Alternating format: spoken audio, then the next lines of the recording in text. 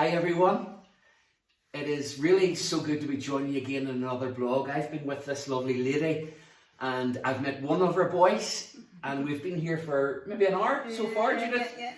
And it's just been incredible, but Judith's going to share in a couple of minutes, but I just want to say right at the outset, we've been praying so much and we want to thank you. We've been praying for Amanda and by now hopefully we'll be getting results out to you on that. We've been praying for Gemma as well, but I'm with another lady right now. And to be honest, Judith, you know this, I've shed some tears already. A few tissues. We've been through a few tissues already, Judith. And folks, really what I'm saying on this video is Judith comes to share what God has laid upon her heart. This is a remarkable story. It is a heartbreaking story. It is a story that has also thrilled me as I've been looking at family photographs. We'll see one in a few moments. I've been looking at even a Christmas present that was brought to this house by Judith. And honestly, it is really heartwarming just to feel and to sense the love that is in this family. And I mean that, Judith. So, Judith, what we want here through this video is ultimately God to be glorified. Yeah, absolutely, yeah. And we want people to come to know our Saviour. Yeah. And we want you as God's people, please, we want you to share this far and wide. We need prayer right now. Judith needs prayer. She will refer to that. But I'm just going to introduce Judith. I'm not going to be asking any questions. Judith is just going to share her heart and her journey and her experience and how Judith has found strength that alone comes from God. So Judith, thank you so much. Just relax. Just talk to the folk as if you know them all. Okay, fair enough, okay. Bless you. Well, thank you, Mark, firstly, for giving me this opportunity to talk, and thank you for giving me this exposure, I suppose, for asking for more prayer, which is really what the aim is as such. I suppose just taking back, my name is Judith Givan. I was married to Cyril Givan. My husband passed away 8.5 years ago, and I'll talk about that later on. But married to Cyril with two beautiful boys, lovely boys. They'll be embarrassed about me saying that, but two fantastic boys, Harry and Matthew. Harry's 16 and Matthew's 13, and you've met Harry already then, so Harry's been in for a pit stop for food. That's right, good food, yeah. So just as I suppose, I grew up at family, my mum and dad, Morris and Meta, they're both passed away now, but we lived next door to where I live here now. I have 3 brothers, Robert, Neil and James, and they're all amazing. They live within a mile of me as such here, and they've been amazing, always have been, really good support to me when my husband died, but really just amazing now. Just, yes, we had our squabbles when we grew up, but lovely, and really blessed to have such a lovely family around me, so I am, to be honest with you. I suppose for me, my journey with the Lord began really, we live outside Lurgan, out in the country here, in the sticks, some people might record it as. If you go too far, you end up in the River Bands. I would have said as children, we would have turned up at the opening of an envelope just to get out of the house. There wasn't an awful lot to do. But we used to go to Ardmore Gospel Hall on a Monday night. And it was great because they used to send, part of the fun of it was that they came around in a bus to pick you up as well. Yeah. And they came around and pick you up in the bus, and you had great fun in the bus, and they went to the meeting and they brought you home. And it was great, it was all together great, so it was. And I remember this night, it was actually, I think it was around the 23rd, 24th of March. I was 8 years old, so it was quite a long time ago now. So it was.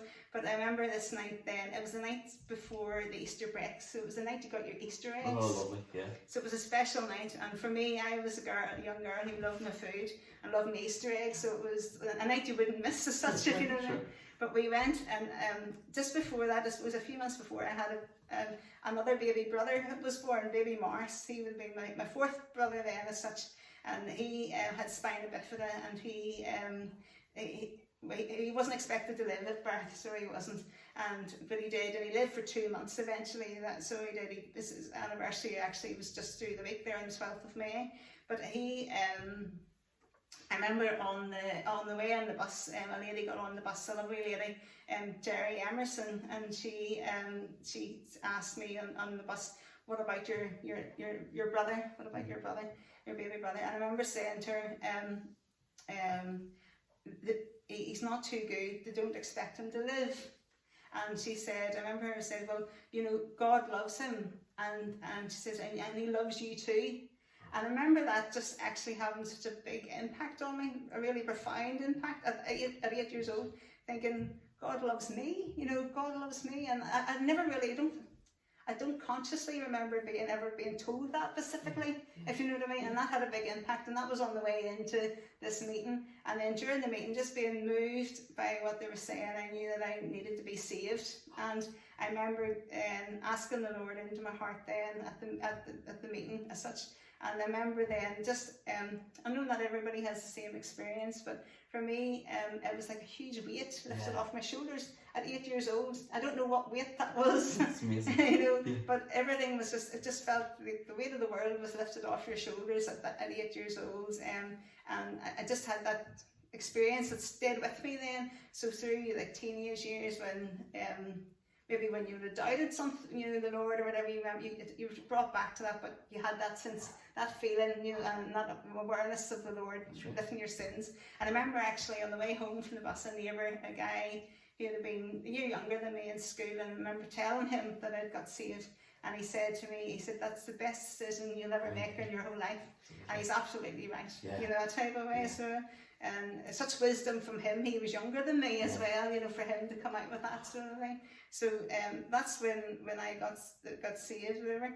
I suppose just to fast track on, I'm conscious I'm going to take up too much time. No, so I met Cyril when we were 18 and 19. I was slightly older than Cyril. I was a few months older as such, if you know what I mean, which he always kind of teased me about. But we met, and I remember praying before we met that God would send me somebody special. And he literally bounced into my life, and he had this huge smile on his face. And you know, he always seemed to have that smile on his face throughout life. Very easygoing guy, lovely guy. I just loved him, you know, completely sort of thing. And we were blessed, and we got married. I can't remember what age we were. We got married a few years later, maybe 4 or 5 years later. We got married, and we were blessed with 2 boys, Harry and Matthew, and the joy that they brought to the home, to our lives, just, you know, just off the scale. I remember actually when Harry was born, I remember saying, you talk about being on cloud 9, I'm on cloud 99 in that type of way. So just totally blessed with the boys now, so, and the fun that they brought to the home. And then I suppose we were happily, you know, going about our lives, working and dealing with young children as everybody knew were in it. And suddenly then, I suppose Sarah then started to lose weight. And this is around Christmas time, and it's sort of as explained to you earlier this morning. We had built our house here, and Sarah would have done a lot of work as such here. So if you've been doing a lot of manual labour, you would have lost weight, and he had an overactive thyroid. So some of the symptoms of like having night sweats and losing weight were common with his overactive thyroid. So initially he went and got a test done just to check his thyroid, and it came back that it was fine, his medication was at the right level, so that ruled that out, it wasn't that. And I remember seeing him at our church. We belonged to Seago Parish Church in Portadown, and I remember I'm walking across the parish centre one day in church, and just being that distance from him and seeing him walk across, I remember my mouth actually dropped, you know. I thought, my goodness, you have lost so much weight. And this was only in a few weeks from the Christmas, you know, period on, and then when we noticed things starting to change, and he becomes so tired and I said almost withdrawn a wee bit from family life. I actually wondered, was he maybe suffering from depression? Just because he just didn't have the energy, I think, for the boys or whatever, and he wanted to go to bed at 7 o'clock at night. He was so exhausted, just couldn't, and he was still working at that stage as well. But this brought me through. Then we went for various tests, went to the GP, did blood tests and that. I think the GP then said afterwards he knew straight away something serious was wrong. So he fast-tracked and got Cyril through to a consultant in Dungannon Hospital, and we got the appointment for that. And thankfully at that stage I had a lot of annual leave to use up, and I would have taken off every appointment, just every day, you know, that he needed to go with him, which was lovely. It was actually, in a strange way, we spent an awful lot of time together, even though it was in the hospital. You know, it was lovely time to have together as well, if that makes sense. But we went to and I remember we went for blood tests, went for ultrasounds, went for maybe another ultrasound, and this then sort of brought us through to March time. I remember on St. Patrick's sort of day, I remember asking, you know, the GP, is anything turned up in any of this? You know, we're any closer to finding out what's wrong? And he said, the only one wee thing he said is there's a spot sort of on the lung showing up on the ultrasound, but he sort of tried to allay fears. He said, you know, it could be the quality of the ultrasound. It can be grainy, it can be anything. You know, don't get too worried about that or whatever, as such, that way. So that was okay. I was immediately worried. I didn't tell Cyril I was immediately worried, but I would have been a worrier, but try to protect Cyril from it, if you know, that way.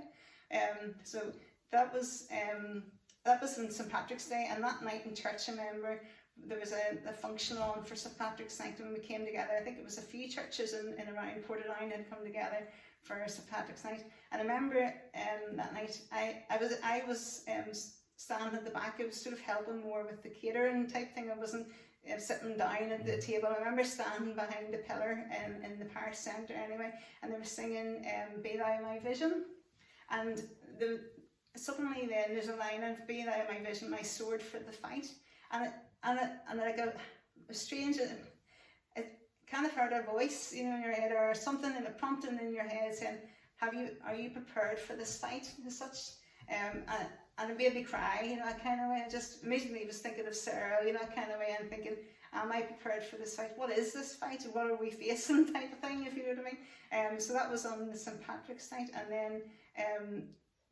I think the following week Cyril was to have a CT scan, and again the night before that, I think I had a dream, and again it was sort of again it's like a prompting saying, have you prepared him for this? Have you prepared? And I hadn't ever mentioned to Sarah that I was worried that it might be cancer, or, you know, I suppose everybody would maybe fear it's cancer. I didn't wanted to protect him, didn't want him to be crushed if it was cancer, that it would come as such a shock, you know. I was just trying to find that balance, if that makes sense. So I didn't say anything to Sarah that night, and but on the night after the CT scan, then my youngest brother James and Rachel, they had their first son, the first baby, Sam. And Sam was born healthy and happy, and he was a big baby, and we were just overjoyed. You know, I remember sitting in our family room, and the text messages were flying through that Sam had come with his school bag, etc. You know, that kind of way. He was a big baby and all this kind of thing, and we were overjoyed. And in that moment of joy, then for some reason I felt like I could say to Sarah, you know, I'm a bit worried about this, you know, kind of thing, and I worried it could, and Cyril kind of said, well, you know, nothing I can do about it, nothing we can do, you just have to wait and see, and just wait, you know, that type of way. So that was that was that day. The next day I happened to be off work and took Harry off to school, and I remember getting the paper, whatever, and calling with my mum who lived next door. On the way home, and again her phone was going mad, people congratulating her and another grandchild, and she was over the moon or whatever. And then Cyril rang about 10 o'clock, I suppose it was, in the morning. Cyril rang and said, "Whereabouts are you?" And I said, "I'm just mummy's next door." And he said, Dr. McCord, his GP, had rang, and he wants us to come up to see him. He said that the results have come in and we need to talk about them or something like this here. And I remember my heart just sank. And he said to come as soon as you can, sort of thing, that kind of way. And I think just to hear that, just you worried, you know, that way, and it just floored us, you know. I remember actually saying to Mummy, well, that, you know, has brought me down to earth again after, you know. So I drove rather fastly. I remember I was flying and up the road, and Matthew, our youngest son, had come with us. he wanted to come along. He threw a bit of a tantrum, so he came to with us then. And I remember as we drove, or I drove, and Sarah was quite sore at that stage, and he was kind of lying across the back of the seat of the car. And I remember telling me, slow down or you're going to kill me before we get there, that kind of way, which was fair enough. So but I remember as I was just filled with sick feeling, dread, everything. But as I hit motorway bridges, there's quite a lot of motorway bridges between here and Auckland, if you know what I mean. But I remember Bible verses came to mind, and it was only two really, I suppose. Jeremiah, for I know the plans I have for you, plans to prosper you and give you hope in the future. And that just kept coming on. And as I hit that bridge, and I didn't hit it, obviously, I went underneath it, thankfully. But as I drove through, I just was filled with peace then with that verse. It just seemed to calm me down. And then, yes, unfortunately, the fears would have built up again. Yeah. I came conscious, it probably passed a lot of bridges, but as I consciously came to a bridge again the verse came to mind, or as my peace I give you, my peace I leave. Yeah, that came as well, and I just was filled with peace then, as that just giving me the strength I feel, just as we came, to making our way up to Auckland. So we went in, and obviously then his GP, you just knew by his face, and you've been there and got the diagnosis as such, you knew by his face when you walked in, and I remember him just saying, there's no easy way to tell you this. And this has been Cyril's GP from he was a boy, and they were good friends in many ways. And he said, there's no easy way to tell you have cancer. And I remember Cyril was so calm, and probably in shock, but so calm, and just sitting and nodding and saying, and taking it in. And I was crying, and Matthew was watching me, and I remember him come over to my leg and looking sort of quizzically at me and sort of said, what's wrong with you, why are you crying, type thing, he was only 2 or 3 at that stage, he was quite young. But and then I remember the GP then saying, and it has spread, and I said to you earlier, it was like a train hitting you, and it spread, and he said it's in your liver, your lungs, and your lymph nodes, and it just seemed to be everywhere, and that seemed to go on for that, even though those few words, it seemed to go on for a lifetime, as he explained, where it all was. So it was. So, but that was the initial diagnosis. Then Cyril had surgery, and he started treatment then, chemo, so he did. In between that time as well, Cyril would have been, he would have had his faith and his trust, but probably had fallen by a wee bit, not always lived his life for the Lord. But I remember then, during that time, his grandmother had actually passed away, and his Granny Robinson. And I remember his uncle then, who is a minister, was speaking at the funeral, and he said he challenged everybody there in a very direct way. He said, do you know whose funeral you'll be at next? And that seemed to strike a chord with Cyril, and Cyril then, put his faith, trust completely back into the Lord again then at that time. Yeah. So, and that was great to know, and so Cyril started his treatment, and I didn't actually explain this earlier, but it was the most horrendous of times going through all those treatment, but it was the most blessed time as well. I took off work, and my employers were so supportive, which was really, really great. I was off probably for 6 months or whatever at a time, and I was at home here with him. We had such a special time, even though you were dealing and maybe we're getting bad news and things like that there. It was just a lovely quality time. And I suppose in that time in our marriage as well, it was lovely because we sort of lost our inhibitions a wee bit in our prayer life. We were able to pray out loud together. And that was so, so, so special. So, so special. To be able just to get into bed, hold his hand, and pray out loud. And for Cyril to do that too, that kind of, it was just lovely. But he had his treatment and finished his treatment, and then he began to get sore again in his shoulder, and basically the cancer then spread to his bones and things like that as well. And by he finished his treatment in February, and by the May time then he was in a wheelchair. Basically the cancer had kind of broken one of his vertebrae in his back, which pressed on his spinal cord, and left him initially with a weakness just in his thing, but then the power went completely and he was in a wheelchair. So that was a big adoption for him. But you know, Cyril never grumbled once, so he didn't. He just got on with it. In fact, before we knew that that he had broken vertebrae in his back, I remember I said we built our house. It was still a work in progress. We had like rough stones outside. We hadn't tarmacked or anything yet, and we had got stones, and he was so sore standing up shoveling stones, he couldn't stick it anymore, so he got down on his knees and he shoveled, because then he wasn't stooping.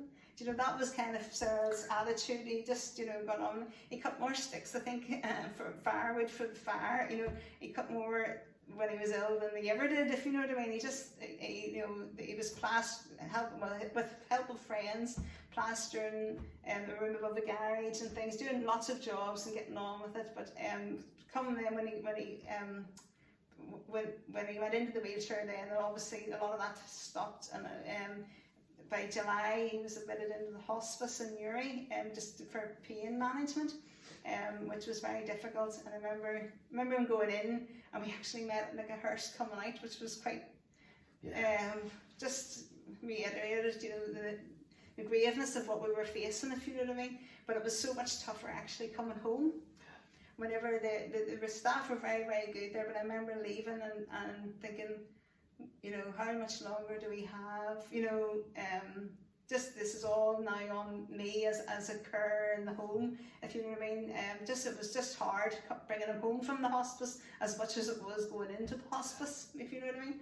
But he battled on. He wanted to see Matthew go to school. Matthew was just 4 at the time, and he did. He got to see Matthew go off to school, and I was saying we baked a cake and sang Happy First Day at School to you, to Matthew, sort of thing, and Matthew was grinning from ear to ear, and Cyril held the cake, and we've loads of precious memories of them, Cyril, you know, at home here with them. And the boys would have played with their wee tractors and things around his hospital bed in our front room, and it was just lovely to have him in the home. You know, if he had been still in the hospice, I'd have been at the hospice with him, the boys would have been detached. That would have been difficult, so we're very blessed that we were able to bring him home, and thankful for the support of carers and family and people, you know, just to enable that to happen as well, sort of thing. I suppose then that leads on to Cyril's passing then. I suppose gradually over the course of a week, he just seemed to deteriorate further. He seemed to sleep a lot more. He was quite sore. I remember his mum and dad being up on a Wednesday evening to visit him, and he had slept most of the time, and his mum was quite upset as she left then, going home. And I remember Cyril saying, he said, you know, about his mum being upset after they left, and I said, I know, but it's difficult for her to see you like this, if you know what I mean. And I remember him saying, but the Lord could heal me in the morning, he said, even in that week, and that was on the Wednesday night. The Thursday morning I couldn't waken him. I remember the boys were going to school, and I couldn't waken him. He was he was just sort of in a deeper sleep, and like another step, another progression on, and that was heartbreaking then too, sort of thing. So I remember asking my mum to take the boys to school, and I stayed here, you know, rather I would have tried to run them to school just to give them a little bit of normality as well. But on the Saturday then, I remember the Friday night then, his breathing had changed a little bit, and his breathing just wasn't as regular, and we were quite concerned. So I just said I was sitting up, you know, with him, staying up through the night, and two of my best friends and my brother had sort of stayed with me to keep me company type thing. But I remember again a special moment. Just I remember my two best friends. At one stage, my brother had gone home for something, and I remember we circled Cyril, you know, we held hands and prayed over him, and then we decided, well, I'm not laughing at such, but we sang, they said we should sing a worship song, and I said, well, I picked As the Deer Pants for the Rather. That was one of Cyril's favourites, and we sang, we are horrendous singers, but we sang it, and it was a beautiful moment, you know, kind of way. So, that was then the Friday night. On the Saturday morning, then Mary Curie nurse had come in during the night and had stayed with me from like 4 o'clock on then, And I remember the boys getting up that morning and saying, why is the nurse here so early this morning? And is Daddy still sleeping? You know, is he not waking up from, you know, that kind of way? And I had to tell them then at that stage that on a Saturday morning that I thought that Daddy was going to go to heaven very soon. And that was very difficult. And I suppose some of that I'll probably not share too much of that because it'll make me cry, you know, that way. But it's obviously very difficult for them, especially Harry, just being that little bit older, I suppose. So, through the days they remained fairly stable, the boy, and then in the evening time you could again the sense of the change of his breathing, and just knew that we're very close to the end. And I remember then contacting his family, and that his family came up as well, and they were in the room with us, and my family kind of stayed in other rooms in the house to give us space, if you know what I mean. And initially I had wanted, when Cyril was passing it, so selfishly in a way, that I'd wanted it just to be the two of us. Yeah. But I was scared too. I was afraid, you know, so it was perfect in the way that his family and that and a close friend, on our rector, Terence Cadlin as well, was there too, which just was perfect in many sense, the people that were placed there at that time. And I remember I lay up sort of on the bed beside him, and I just whispered it into his ear, and he was fighting for every breath. And I remember whispering and just telling him, you know, if you see Jesus, just go on, sir. You've fought long and hard enough, you know, that way. And I said that the Lord would look after me and the boys, you know, and I do believe that still today. It's just emotional saying it, if you know what I mean. And I remember, essentially, most of this I had my eyes closed, just whispering away, talking to him, blethering probably.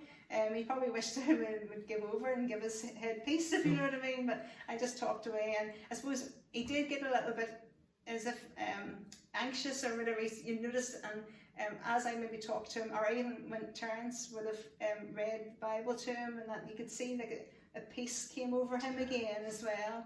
And I remember having a sensation, even though I had my eyes closed, that there was a presence in the corner of the room. And I believe it was kind of the Lord's presence.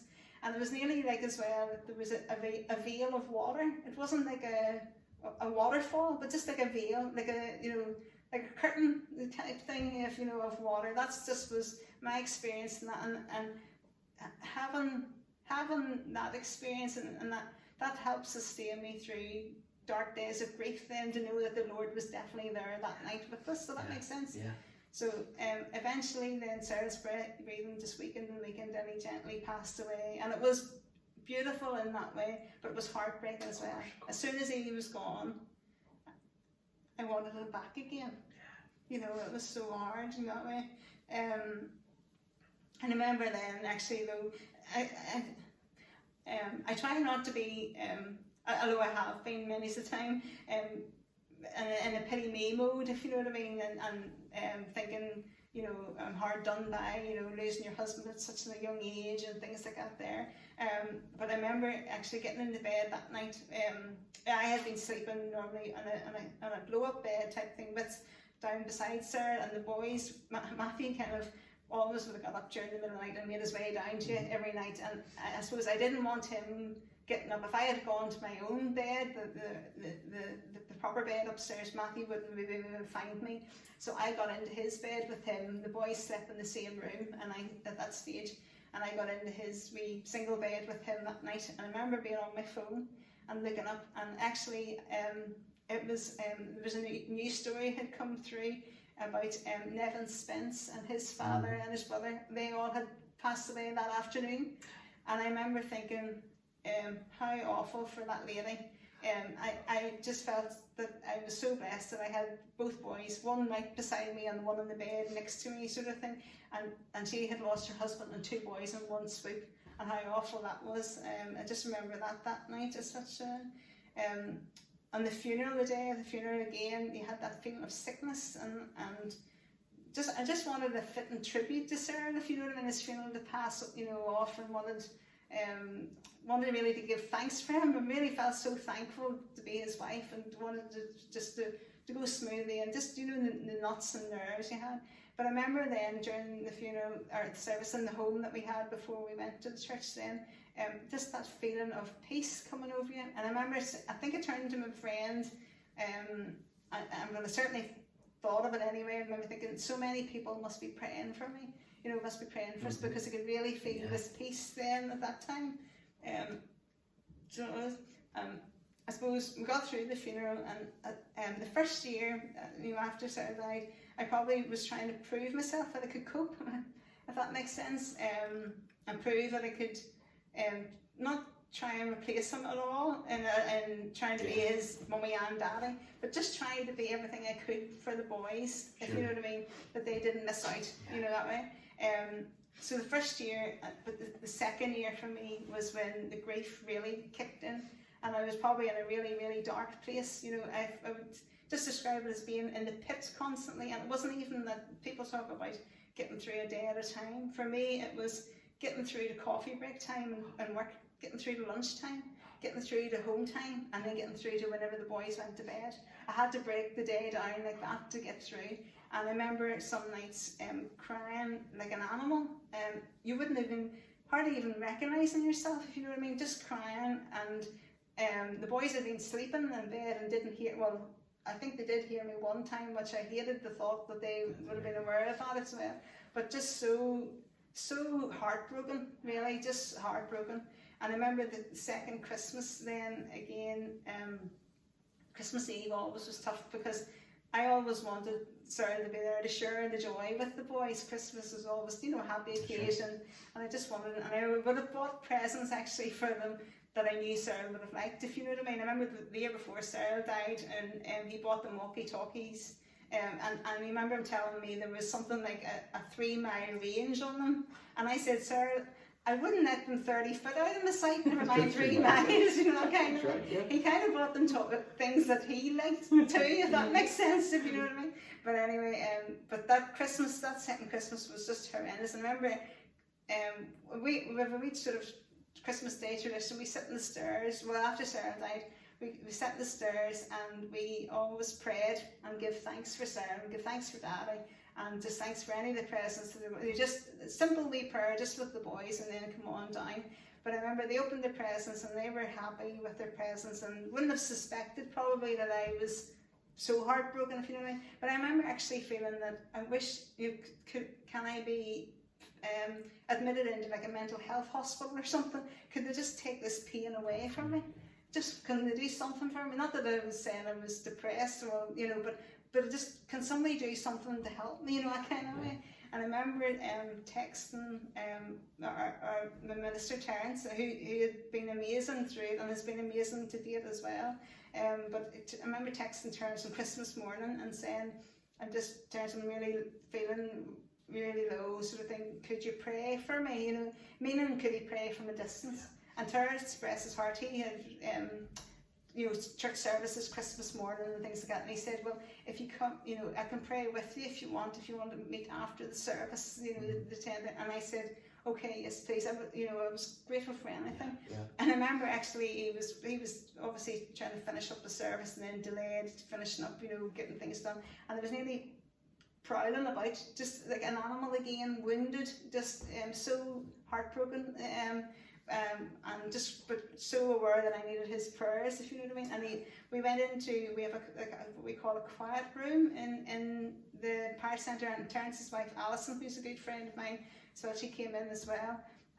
I couldn't even probably vocalise what I needed them to pray for. I think they could see I was broken, to be honest anyway. But Terence put his hands on me and he prayed, and just again, that peace that came over, eventually, now it took a long time. He seemed to pray for, I don't know, but it felt like maybe 15-20 minutes, it mightn't have been that long, but for me, I just cried and cried and cried, and I maybe didn't even hear all his prayers, if you know what I mean. But he just, eventually it seemed to edge away, the pain eased, and I got peace then come through, and I was able to come home and get through the rest of the day, which was amazing compared to the start of the day that we'd gone through, sort of thing, that way. I suppose then, that the next, I remember my mum was a real rock then through everything. She kind of made sure that the boys had their packed lunches in the day, that the packed lunch, well, she would have reminded me, school dinners today, or packed lunch today, you need to have your bin out today, or that kind of way. she took over. She lived next door to me here, so and we've been always very close. I couldn't talk to her about my grief, and I probably back from her after Cyril died, which had been hard for her, I know. But I couldn't. I knew if she saw me, she would have known I was crying, and I didn't want her to see me crying, for example, that kind of way. But anyway, Mum's health, Mum started to lose weight and things like that there, and she didn't seem so well. I remember, again, it's just amazing how the Lord speaks to you in different circumstances, I find. I remember one day she wasn't fit to look after the boys. She normally would have minded them for me when they were after school or if they were off school. And this day I had to work. It was just after the Christmas break, and it was a Monday, and the boys went back at school, and they went up to their grandparents up in Cloy then, and took them up there. And I remember driving up to get them, and I would have listened to you know, church services, maybe back downloaded from iPlayer or whatever. And it was the Sunday morning service was being taken by Jonathan Ray from Net Arts. And I remember him speaking then on how sometimes the Lord recycles our situations. And he talked about, you know, Peter walking on the water and having faith and keeping your eyes fixed on Jesus and that. And I just had a real sense that, again, that this was the Lord speaking to me in that way, or you know, that we were about to undergo a new journey. And I suppose it was then a couple of weeks later, then Mummy was diagnosed with bowel cancer, and then she passed away quite quickly, because she had a fear of hospitals, and she wouldn't go to see about her ailments initially, if you know what I mean. So within, I think it was 4 weeks, then she passed away. So she had. And that was a tough time then too. So, but not the same grief as with Cyril, obviously. But yes, your mum is your mum, you know, that kind of way. And it was hard then, just that sort of thing. So I suppose, I think maybe that helped me in my grief though, in my grief for Cyril and losing mum. I suppose I realised life's short. I have to try and make the best of this life for me and the boys, you know, that way.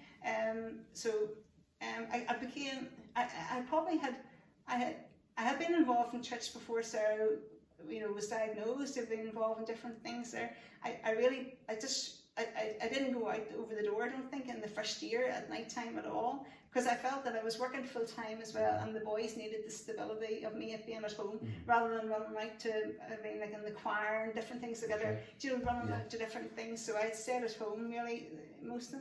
I think after Mummy died, and that then I started to integrate back into life a wee bit more, if that makes sense as well. I suppose got involved a lot in trying to live my life for the Lord, to be honest with you. Been involved in quite a lot of stuff in church, not you know, and really love being used by the Lord, to be honest with you, as well. So wanting more and more, if that makes sense as well. And that sort of brings me up then to, was this time last year then I started to feel quite tired. I would have ran a lot.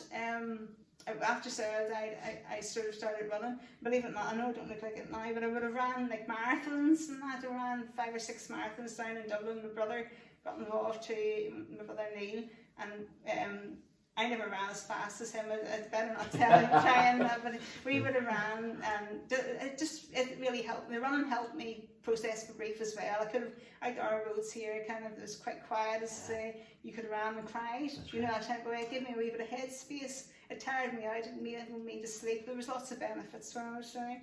But I remember running over lockdown, whenever you had, trying to run before. We'd organised a 24/7 prayer for COVID in church, and my slot was 7 to 8 in the morning, so I had to go maybe going out on either a prayer walk or a prayer run, you know, kind of thing, and that time. But I found myself becoming more and more tired, not able to run the distance, and not able to run 5k, which was quite short, if you know what I mean, and feeling bad about that, and then a kind of lightheadedness. And I remember feeling one time I was out for a walk and felt that I was going to pass out, and I had to ring it for my brother to come and pick me up and bring me home again, if you know what I mean. So I contacted the GP, and he said need to do like a full MOT. So that sort of started a series of tests and led me up to the end of September. I got a camera test down in, and initially they thought that there was nothing suspicious there from what they could see. They did a few biopsies though, just because they said there was a thickening in my esophagus and that, and they really weren't concerned. They thought that it was maybe sort of like a minor condition, more to do with inflammation and things like that. But then a week later, I was bringing the boys to school in my slippers because I was working from home and I wasn't really dressed properly. I was just in my slippers and the phone went in the car, and it was the consultant secretary, and she said, Mr. Yusuf, the consultant wanted to see you this morning at 10 o'clock, please. You know, and again, for me, I've been there so many times. I just knew, you know, kind of way, but I didn't want to alert the boys, and I remember with the boys saying, I remember saying, yes, no problem, that's fine, I'll see you then, and trying not to heighten the boys' suspicions or fears, you know, and drop them off to school, had to come home and get changed and get shoes on me, sort of thing. And I remember then going, actually, whenever I was leaving home, I kissed Cyril's photograph and I said, come with me, you know, I need you, sort of thing, you that way. And I remember walking into the hospital praying. I knew bad news was coming, and I praying for any of the doctors who were giving news to anybody, and that they would do it sensitively but clearly, if you know what I mean, and things like that there. And I went in, and yes, then he said that it was, he said, well, you have a problem in your gullet and it's cancer. And I think I actually said to him, are you sure? Something. And he said, yes, you know, it was. And that then has started me off then, I suppose, on my cancer journey. So coming now, I started treatment, I think it was October, November time. I finished the course there in February. Initially at Christmas time, the chemo seemed to be working really well, and its tumours had shrunk by half, and we were very delighted about that, thankful. And you could see it in my appearance, if you know what I mean, that it was working. And then I finished the chemo off there in February, and I was kind of given a break then from chemo just to see how things would progress. And then I suppose a couple of weeks ago then I had a scan there, a CT scan. As you can see, I kind of look pregnant. Or maybe you can't see, but I get asked, not daily, but because I don't really be too far, but if I'm out and about, people tend to say, when are you due? That type of way. So I'm trying to think of funny responses. I don't mind people saying that at all, because I know I look pregnant and I'm not offended by that or not upset by it. But I suppose, you know, my brother, I said to my brother the other day, well, we still haven't worked out if this is a boy or a girl. And he says, I think it's twins, you know, kind of way, you know. So we're trying to think of humorous responses to give people, you know, and I feel sorry for them because they're always very upset, generally, if they've maybe offended me, but they haven't as such. But so they've told me the cancer has progressed quite a bit, really, in that break, and I am starting another type of chemo. I have to go next week. I don't know whether I'm actually starting the chemo next week. I have to go for an oncology appointment anyway, for bloods and that, and a pre-chemo assessment type thing. So they said that this chemo, the chances of it working is quite low as such. They're quite honest in that, if you know what I mean. But you know, I said no. I wanted to give it a go. I want to try.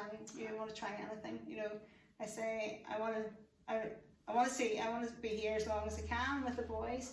The boys, and I want to see them get married. Actually, in that kind of way.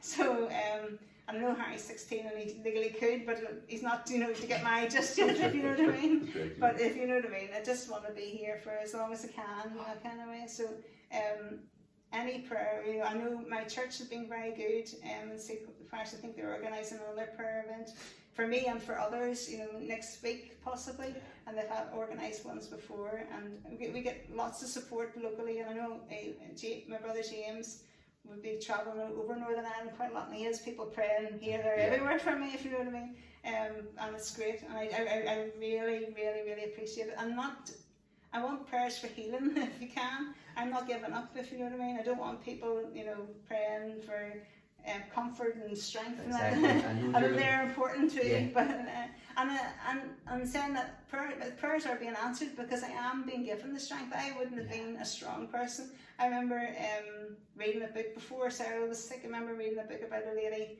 I think it was called Ali's All Sorts or something like that. This lady anyway who had ovarian cancer, and she passed away, and she was fighting to see her son start school, which kind of then was a wee bit similar to Sarah's situation, you know what I mean? But I remember reading that book and I couldn't put it down. I think it was read at like 3 in the morning, tears streaming down my face, just thinking how could anybody cope with being told that, if you know what I mean? So I know that the Lord is answering prayers and giving me the strength, giving the boys strength. It's very difficult for them.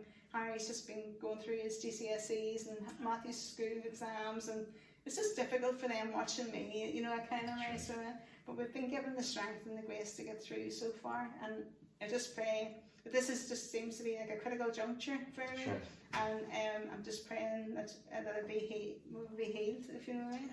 Yeah. I do pray that at night, sort of thinking, just take it away, please. So absolutely, Judith. Judith, all I can say, I have had a humbling experience with you today, a lovely experience, and I have saw Jesus Christ in you, Judith. And I just don't say that ad lib. I mean it with all my heart. Folks, you probably don't see, I'm sitting beside Judith, you probably don't see it in camera, but Judith has referred to her pregnancy, as she says, in a jokey way. Judith, the tumour's about the size of a football, 22 centimetres. One of them is 22 centimetres, and my brother said, that's a football, you know, to the oncologist, and he said yes. And I give another one 12 centimetres the other side, you know, so quite substantial. They're quite big, aren't they? And they're heavy, and so it just makes it awkward getting about as such, if you know what I mean, and pushes all your organs up as such, so yeah. It's affecting the lungs, it's affecting the breathing, it's affecting everything. Yeah. Judith, I'm just going to plead with the folk. Folks, Judith wants prayer for healing. And I'm asking you simply to watch this journey. Judith has lost, I want to show you this as best as I can.